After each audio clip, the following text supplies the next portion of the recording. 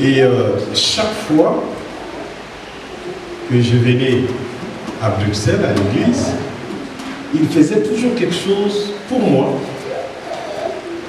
Mais je ne... C'est-à-dire que la prochaine fois quand il fait quelque chose, je ne me rappelle plus que c'était lui qui avait fait la dernière. Jusqu'à ce qu'il est allé me déposer à Paris. Je vais me rendre à Paris, j'avais perdu tous mes documents. Passeport et tout, donc il fallait que j'aille à Paris, donc je n'avais aucun document. J'ai dit au pasteur Tony, bon, je vais louer une voiture, mais je ne peux pas prendre le volant parce que je n'ai aucun document sur moi. Et je ne peux pas prendre le train parce que ça peut être très dangereux. Alors il me l'a confié. Il est allé me déposer jusqu'à Paris. Et puis on se retrouve avec lui, on se retrouve à Bruxelles, on cause. Et je me rappelle plus que c'est lui qui m'avait déposé à Paris. Il me le rappelle et puis j'ai dit au pasteur Tony, ce garçon va aller très loin. Il va faire de grandes choses. Et Dieu va l'utiliser 2 fois plus que ce que toi tu as fait. Et quand le moment viendra, je crois que Tony écoutera ce que tu diras. Et quand le moment viendra, si tu sens qu'il faut le laisser partir, n'aie pas peur et ne le regrette pas. Parce que c'est souvent, parce que c'est lui aussi qui tenait l'église là-bas à Bruxelles. Le pasteur Tony ayant connu beaucoup de gens qui ont cassé son ministère. Là, il avait son propre frère, son propre fils, qui montait en puissance. J'ai dit, quand tu vas sentir que Dieu veut lui donner son propre bâton pour commencer à faire son propre ministère, il ne faut pas le retenir. Et puis, on s'est tenu à dire merci, on est parti. Donc, on s'est vu en France il y a quelques jours. Et puis, on a parlé de lui. J'ai dit, en fait, mais tu es devenu Makanzo. Il dit, ah là, je ne peux pas te dire s'il est tout feu, s'il est tout flamme, s'il est tout vent, s'il est tout tornade, il est tout éclair. Mais en tout cas, c'est quelqu'un de très puissant maintenant entre les mains de Dieu. Et le pasteur Anthony m'a dit, je souhaite, comme toi tu me l'avais dit, que tu ailles voir le travail qu'il fait là-bas. Et c'est comme ça que je suis venu voir. Et je suis rassuré. Et je demande que Dieu te bénisse.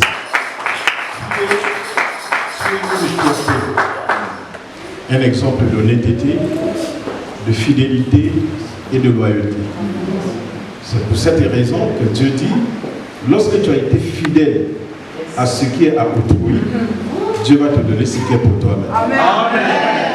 Et comme Dieu, Makanzo, te donne ce qui est à toi-même, personne n'aura le dessus sur toi. Amen. Au nom de Jésus. Amen. Quiconque cherchera à détruire ton ministère sera détruit le nom. Amen. Parce que toi, tu n'as rien détruit jusqu'à ce que tu es rentré dans ton ministère. Et Dieu permet que j'aime bien voir ce travail que tu fais, l'amour que tu as pour ce Dieu. Hier, tu es rentré très tard, fatigué. Mais viens là devant, je vais prier pour toi. Que Dieu se souvienne de toi. Amen.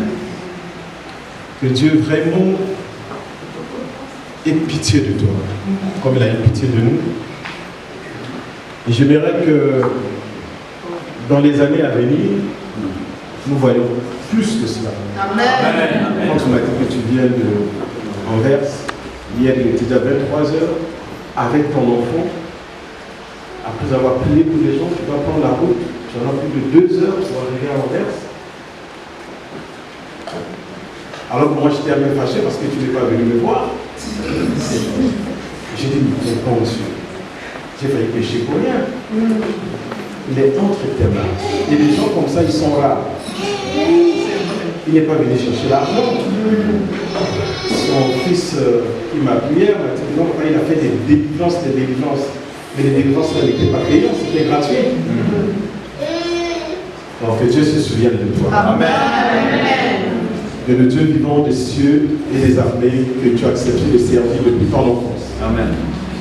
Le Dieu que tu sers devant ton frère Tony, devant votre maman qui m'a fait du bien. Makanzo, que Dieu se souvienne de toi. Amen. qui t'amène très loin, qui t'amène très haut, là où aucun homme ne pourra te faire descendre, là où aucun homme ne pourra t'attaquer et gagner. Je vois des gens nombreux qui cherchent à te rencontrer. Je vois des gens nombreux qui cherchent à ce que tu les touches. Je vois des gens qui cherchent à ce que tu leur dises seulement une parole.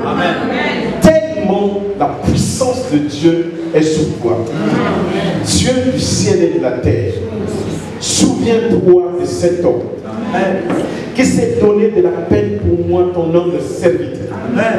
Et moi, j'avais complètement oublié. Mais toi, Dieu des cieux, tu n'oublies jamais le bien que les gens font en ton nom. Souviens-toi de Makanzou, afin que son nom soit cité dans beaucoup de lèvres pour glorifier ton nom. Seigneur, dans toute la France, dans toute la Belgique, que l'on parle de lui en bien à cause de ton nom qui est associé à son nom. De telle sorte qu'on dise: Jésus-Christ, le Dieu de Makanzou, fais-lui grâce. Fais-lui grâce au Dieu.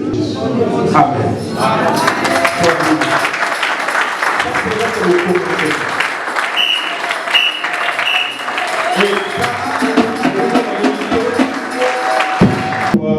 De telles choses.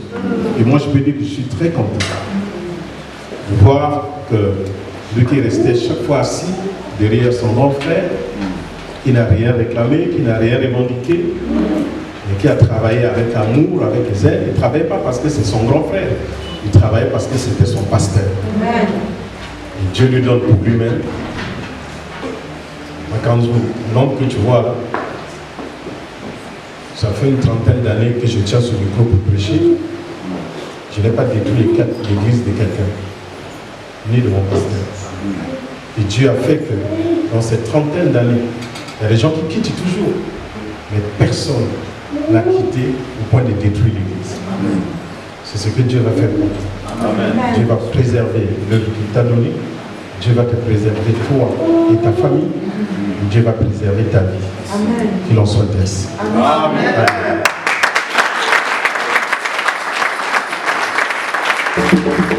Vous savez, Jésus a dit qu'il est la tête, il n'a pas dit qu'il est les pieds. Il a dit qu'il est la tête parce que c'est la tête qui commande tout. On peut te couper les pieds, tu peux vivre. Les bras, tu peux vivre. On peut mettre dans des gens qui ont enlevé même la partie là. Ils vivent. Et si on t'enlève la tête, il n'y a plus rien. Et Jésus, c'est là où il siège. Et quand j'ai dit tantôt, au début, qu'il y a des gens qui font que d'autres soient, ce sont évidemment les gens qui opèrent au niveau de la tête. Un pays, c'est la tête. Une entreprise, c'est la tête. Une famille, c'est la tête. Et il y a des gens qui attendent que la tête fasse de ce qu'ils sont. C'est exactement ce qui se passe entre un architecte et un maître maçon. L'architecte travaille avec la tête, il conçoit un bâtiment, il le dessine. Il transforme le rêve qu'il a sur un papier. Et quand il a fini, il donne ce papier qui s'appelle le plan au maçon. Et le maçon fait le grand travail avec sa main et avec sa tête. Quand le travail est fini, on ne parle jamais du maçon. On parle que de l'architecte. Pourtant, ce n'est pas l'architecte qui a construit. L'architecte a seulement fait le dessin, il a rêvé. Le maçon a transformé le rêve de l'architecte en réalité. Mais le jour de l'inauguration, sur le bâtiment, on écrit le nom de l'architecte. C'est pour cette raison que Jésus est l'architecte et nous, nous sommes les ouvriers. Quel que soit ce que nous faisons.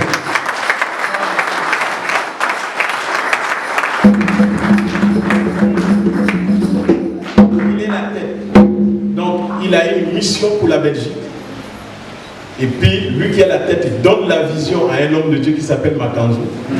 Et Makanzou devient l'ouvrier qui travaille afin que toute la gloire revienne à l'architecte qui est Jésus-Christ, le Seigneur des Seigneurs, le roi des rois.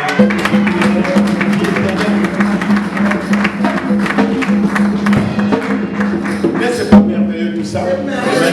C'est pour cette raison que de toute ma vie et dans mon ministère, j'ai beaucoup travaillé pour faire fonctionner le mental des gens. Parce que si la tête est pourrie, on ne peut rien faire de ce qui est consistant. Il y a des gens qui ont beaucoup d'argent, mais comme la tête est pourrie, leur argent va dans la pourriture. Il y a des hommes à qui Dieu a fait grâce. Ils ont rencontré les meilleures femmes, ou bien la meilleure femme pour leur vie. La femme qui pouvait l'accompagner pour rendre sa vie heureuse. Mais puisque sa tête a été pourrie par une mauvaise éducation, il a perdu cette femme et sa vie est allée en pourriture. Je parle à quelqu'un? C'est pour cette raison que sa tête, on ne la donne pas à n'importe qui. On donne la tête à quelqu'un qui peut te permettre d'avoir un film imaginaire dans ta tête et pour ce film, tu cherches à le transformer en réalité. C'est pour cette raison que la Bible dit, Dieu fait, lui, il est capable de faire avec nous et en nous au-delà de ce que nous pouvons penser et imaginer. C'est-à-dire que nous pensons parce que nous avons pensé et après avoir pensé, Dieu maintenant opère au-delà de la limite de notre pensée. Et parce que nous avons imaginé, Dieu maintenant accomplit au-delà de notre imagination.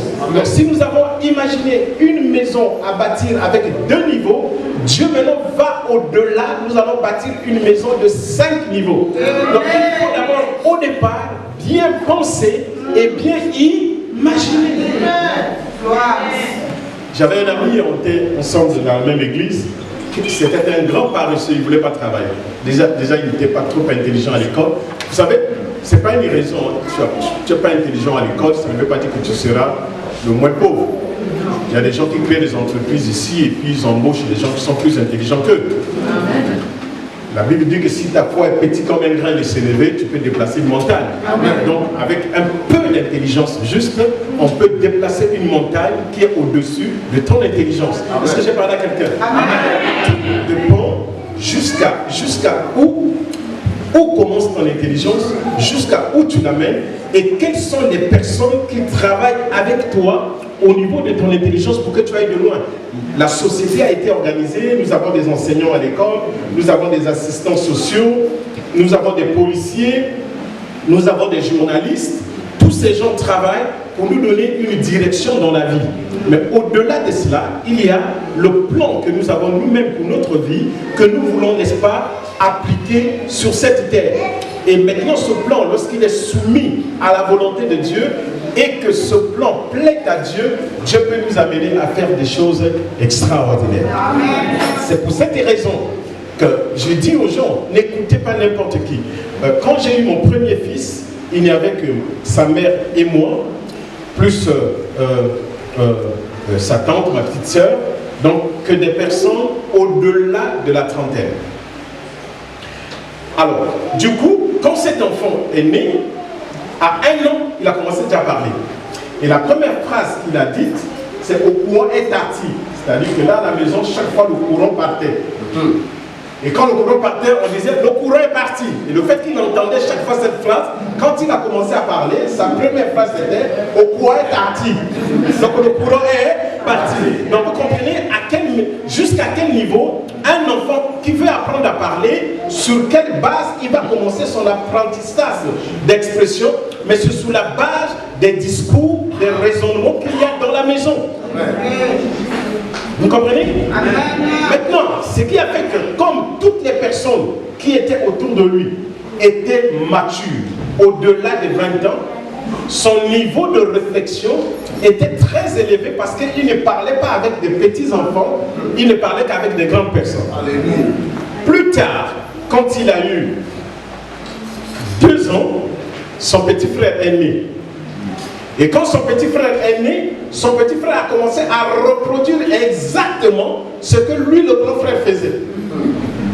Alléluia. Parce qu'entre enfants, ils s'attirent. Donc, du coup, le petit frère avait un problème. Il ne pouvait pas passer à notre niveau parce qu'il y avait le grand frère. Alors, à un moment donné, on a commencé à dire que son cerveau, là, fonctionnait à partir du cerveau de son grand frère. Il ne faisait que ce que son grand frère faisait, les mêmes erreurs, les mêmes bêtises. Et ça, c'est une image de la vie pour montrer qu'il ne faut pas écouter n'importe quoi, il ne faut pas écouter n'importe qui, parce que la conséquence de ta vie, c'est la somme de tout ce que tu as écouté depuis que tu es enfant jusqu'aujourd'hui. Et aujourd'hui, tu es là pour que je te donne aussi une portion de nourriture qui va donner la force à ta vie. Amen. Car l'homme ne vivra pas de pain seulement, mais de toute parole qui sort de la bouche de Dieu. Ne vivra pas de pain seulement, mais de toute parole. Ça veut dire qu'il y a différents types de paroles pour te construire. La parole sous la foi, la parole sous la guérison, la parole sous la délivrance. Toutes ces paroles conformes à la parole de Dieu sont là pour te construire. Amen. Pour faire de toi l'homme dont Dieu a besoin. Alors,